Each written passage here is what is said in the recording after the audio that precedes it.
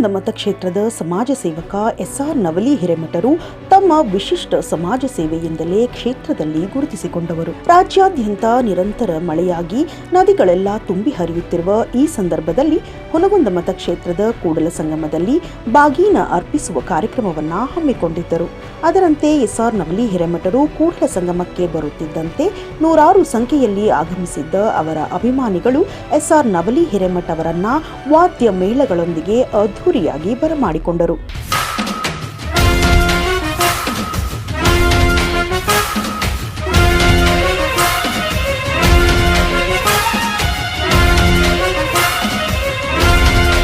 ತಮ್ಮ ಬೆಂಬಲಿಗರೊಂದಿಗೆ ಸಂಗಮನಾಥನ ಗರ್ಭಗುಡಿಯ ಮುಂದಿರುವ ನದಿಯಲ್ಲಿ ಬಾಗೀನಕ್ಕೆ ವಿಶೇಷ ಪೂಜೆಯನ್ನ ಸಲ್ಲಿಸಿ ಬಾಗೀನವನ್ನ ನದಿಯಲ್ಲಿ ಬಿಡಲಾಯಿತು.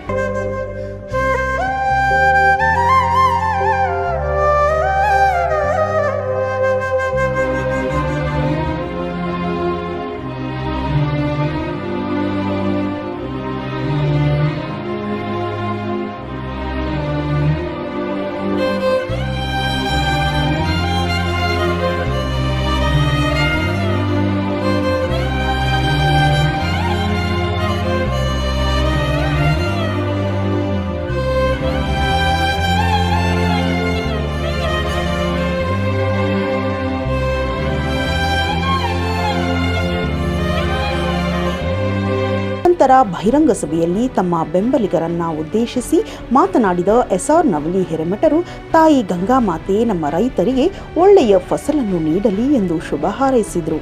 ಇವತ್ತು ನಾವು 3 ನದಿಗಳು ನಮ್ಮ ರಾಜ್ಯ ಅಲ್ಲದೆ ಬೇರೆ ರಾಜ್ಯಗಳಿಗೆ ಅನ್ನ ಹಾಕಲಿಕ್ಕೆ ಹೆಸರಾದಂಥ ನದಿಗಳು, ಆ ಎಲ್ಲ ನದಿಗಳು ನಮ್ಮಲ್ಲೇ ಕೂಡಿ ಮುಂದೆ ಹೋಗ್ತಾವಂದ್ರೆ ನಾವು ಎಲ್ಲ ಇಲ್ಲಿ ಹುಟ್ಟಿದವರು ನಾವೆಲ್ಲ ಪುಣ್ಯಾತ್ಮರು ಅಂತ ಈ ಸಂದರ್ಭದಲ್ಲಿ ಹೇಳ್ಬೋದು.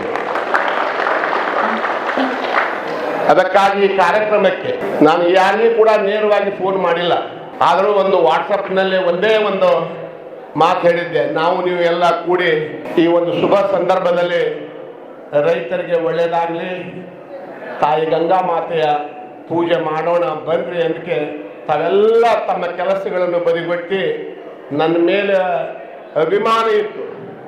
ಇಷ್ಟು ಅಪಾರ ಸಂಖ್ಯೆಯಲ್ಲಿ ನೀವೆಲ್ಲ ಬಂದಿದ್ದು ನೋಡಿದ್ರೆ ನನಗೆ ಏನು ಮಾತಾಡಬೇಕು ಅಂತ ಗೊತ್ತಾಗಿಲ್ಲ. ಇಷ್ಟು ಅಭಿಮಾನ ನನ್ನ ಮೇಲೆ ಇಟ್ಟಿದ್ರಲ್ಲ, ನಾನು ಕೂಡ ಇಲ್ಲಿ ಹುಟ್ಟಿದ ನನ್ನ ಪುಣ್ಯ ನಿಮ್ಮ ಮಧ್ಯೆ ಅಂತ ಸಂದರ್ಭ.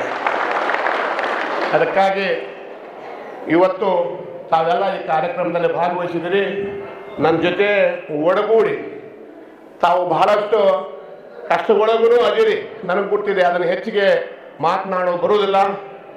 ಆದರೂ ಕೂಡ ಮುಂದಿನ ದಿನಮಾನದಲ್ಲಿ ಆ ಸಂಗಮನಾಥನ ಆಶೀರ್ವಾದದಿಂದ ಒಳ್ಳೆ ಗಳಿಗೆ ಬರಲಿ, ಯಾರನ್ನು ನಿಮ್ಮನ್ನು ಕೈ ಬಿಡಲಾರದೆ ನಿಮ್ಮ ಎಲ್ಲರ ಕಷ್ಟದಲ್ಲಿ ನನ್ನ ಕಷ್ಟ ಅಂತ ತಿಳ್ಕೊಂಡು ಭಾಗಿಯಾಗಿ ನಿಮ್ಮ ಮಗನಾಗಿ ಪ್ರಾಮಾಣಿಕವಾದ ಮುಂದಿನ ದಿನಮಾನದಲ್ಲಿ ಸೇವೆ ಮಾಡ್ತಂಥ ಸಂದರ್ಭದಲ್ಲಿ ಹೇಳಿ ನಾನು 1-2 ಮಾತು ಮುಗಿಸ್ತೇನೆ.